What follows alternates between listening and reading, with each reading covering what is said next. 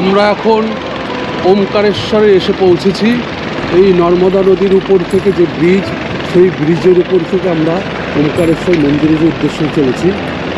পুরাণ মতে ওমকারেশ্বর হচ্ছে অনন্ত এবং অখণ্ড সত্য।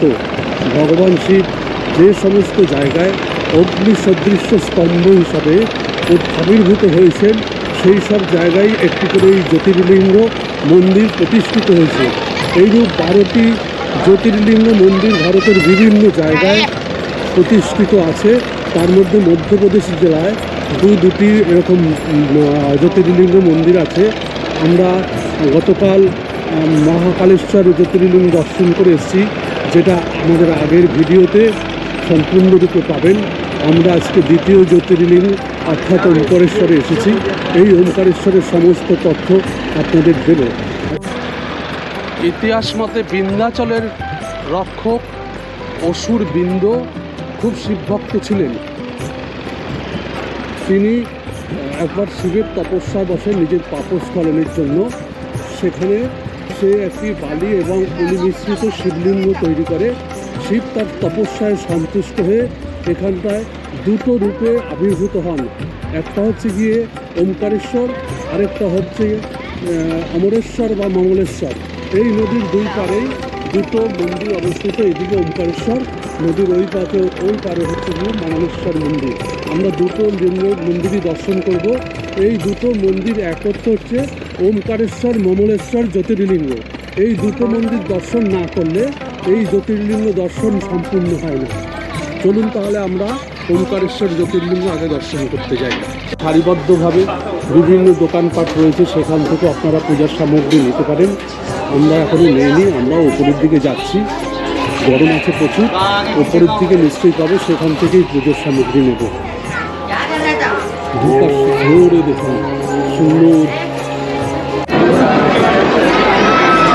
ওমকারেশ্বর জ্যোতির্লিঙ্গের মন্দিরে দেখুন ভক্তদের ভিড়, জনসমাগম একদম হাজার হাজার লোক লাইনে দাঁড়িয়ে আছে।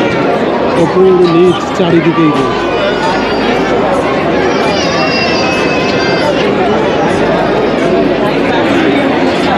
আমরা অনেকটা উপরে উঠে এসেছি মন্দিরে, সেখান থেকে এইমাত্র ওমকারেশ্বর জ্যোতির্লিঙ্গের গর্ভগৃহে দর্শন ও পুজো দিয়ে বের হলাম। মন্দিরে প্রচুর ভিড় ছিল, আমাদের প্রায় ঘন্টা দুয়েক সময় লেগেছে। মন্দিরের দরজা দুপুর 12টা থেকে 1টা পর্যন্ত বন্ধ থাকে, তাই এই সময়ের আগেই আপনারা দর্শন ও পুজো সেরে নেওয়ার চেষ্টা করবেন। উজ্জয়িনী থেকে খুব ভোরবেলা বেরোবেন, তাহলে আপনাদের 12টার আগেই এই সমস্ত সম্পূর্ণ হয়ে যাবে। এইবার নর্মদা নদীর ওপারে আমরা যাব অমরেশ্বর বা মমরেশ্বর মন্দির দর্শন করতে। দেখুন ওপর থেকে নর্মদা নদীর অপূর্ব সুন্দর দৃশ্য। নদীর পলি ঘনীভূত হয়ে এই ওং আকৃতির দ্বীপটি তৈরি হয়েছে, তাই এই দ্বীপটির নাম ওমকারেশ্বর। কথিত আছে এই দ্বীপটি পদব্রজে পরিক্রমা করলে অনেক পুণ্য লাভ হয়। নর্মদা ও কাবেরী নদীর সঙ্গমস্থলে এই দ্বীপটি অবস্থিত। ভেতরে ছবি তোলা সম্পূর্ণরূপে নিষিদ্ধ, তাই আমরা বাইরে এসে এই মন্দিরের ছবি দেখাচ্ছি। দেখুন, এই হচ্ছে ওমকারেশ্বর মন্দির। এটা হলো অমরেশ্বর বা মমলেশ্বর জ্যোতির্লিঙ্গ মন্দির। এখানে পুণ্যার্থীদের ভিড় একটু কম, তাই আমরা খুব সুন্দরভাবে পুজো এবং দর্শন করতে পেরেছি। এবার আমরা বোটে করে নর্মদা নদী পরিক্রমা করব। বোট ভাড়া 100 টাকা জনপ্রতি, প্রতি বোটে 10 জন করে যাত্রী নেয়। আপনারা চাইলে এই বোটে করেও নর্মদা নদী পরিক্রমা করতে পারবেন।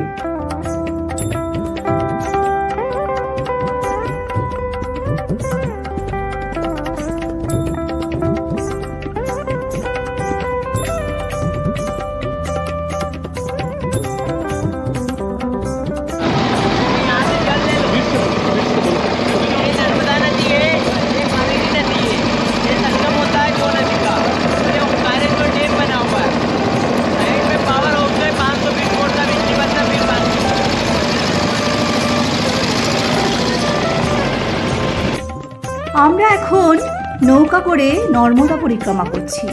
ভারতবর্ষ হলো নদীমাতৃক দেশ।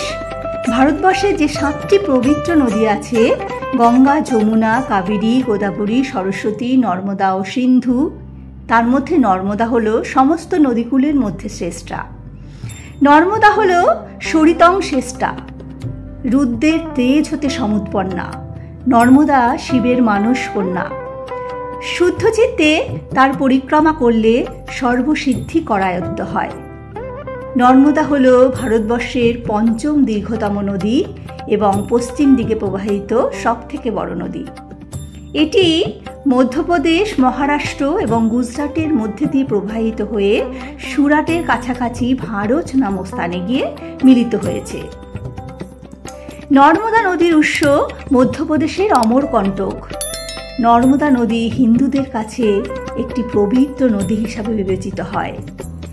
মহাভারতের বর্ণপর্ব পড়লে দেখতে পাবেন কপট দুতকিয়ায় যুধিষ্ঠির যখন রাজ্যভ্রষ্ট, পুরোহিত ধৌমমণি তাকে পরামর্শ দিচ্ছেন যে তীর্থে তীর্থে পরিব্রাজন করো, তাহলে মনের বিষাদ যোগ কেটে যাবে।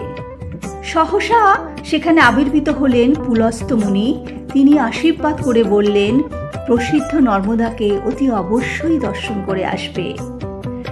নর্মদাতে পিতৃপুরুষ এবং দেবতাদের তর্পণ করলে অগ্নিষ্টম যজ্ঞের ফল লাভ করা যায়। ভিডিওটি ভালো লাগলে লাইক, শেয়ার, সাবস্ক্রাইব অবশ্যই করবেন এবং আমাদের পাশে থাকবেন।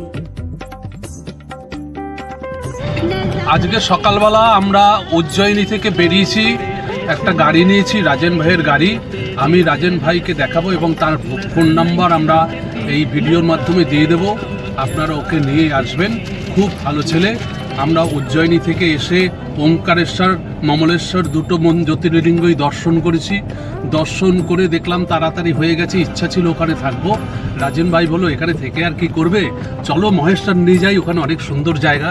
তাই আমরা মহেশ্বরের উদ্দেশ্যে যাত্রা করেছি। এইখান থেকে আমরা এই গাড়ি করে যাচ্ছি যে রাস্তায় চারিদিকে বিভিন্ন চাষের ক্ষেত ভরে আছে। দেখুন ওইদিকে সূর্যাস্ত হওয়ার পথে। এই হচ্ছে আমাদের রাজেন ভাই। রাজেन भाई तुम्हार गाड़ी फोन नंबर, मोबाइल नंबर बता दो तुमको। MP09ZM3553 गाड़ी नंबर है। हाँ। मेरे mobile number 9758975512 Indore airport taxi. अच्छा, स्टार कैब। फिर एक बार तुम्हारा धीरे धीरे तुम्हारा मोबाइल नंबर बता दो। 9758975512। এই নাম্বারটা আপনারা নোট করে রাখবেন। খুবই ভালো ছেলে, আপনাদেরকে প্রয়োজনীয়ভাবে গাইড করবে, কোথায় দেখবেন, কোথায় থাকবেন, সব কিছু রিজনেবল রেটে। রোজ সকালবেলা ব্রেকফাস্টে পোহা খাবেন, খুব সুন্দর। আমাদের থেকে এই পোহাটার কোয়ালিটিটাই অন্যরকম। এরা এত মশলা ফসলা দেয় না, বাট বিভিন্ন রকম নিমকি দেয়, ঝুরি ভাজা দেয়, খুব সুন্দর লাগে খেতে। দামও কম, 15 টাকা কোথাও, কোথাও 20 টাকা। এর সাথে জিলিপি খাবেন, খুব ভালো লাগবে। আমরা দেখাবো একটু সেই সবগুলো। যাই হোক, আপনারা এখানে এসেও থাকতে পারেন। আমরা এখানে ভিডিও পরে দেখাবো। সমস্ত লিঙ্ক আমার ডেসক্রিপশন বক্সে পেয়ে যাবেন।